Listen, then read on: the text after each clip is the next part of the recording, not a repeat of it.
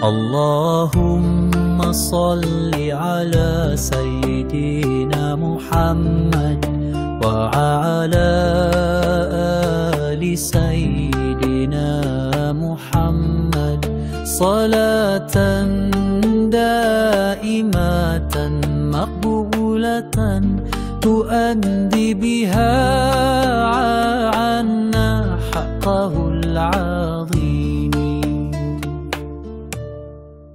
Ya Allah, limpahkanlah sholawat kepada junjungan kami Nabi Muhammad dan kepada keluarga junjungan kami Nabi Muhammad, yaitu sholawat yang terus menerus dan diterima, yang dengannya Engkau menyampaikan dari kami hak beliau yang agung.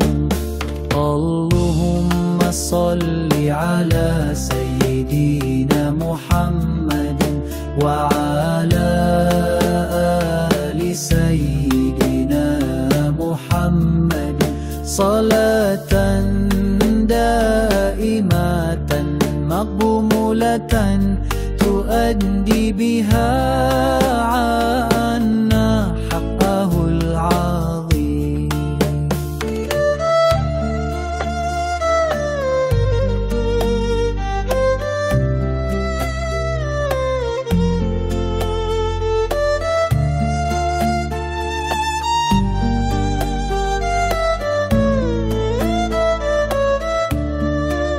Ya Allah, limpahkanlah sholawat kepada junjungan kami Nabi Muhammad dan kepada keluarga junjungan kami Nabi Muhammad, yaitu sholawat yang terus menerus dan diterima, yang dengannya Engkau menyampaikan dari kami hak beliau yang agung.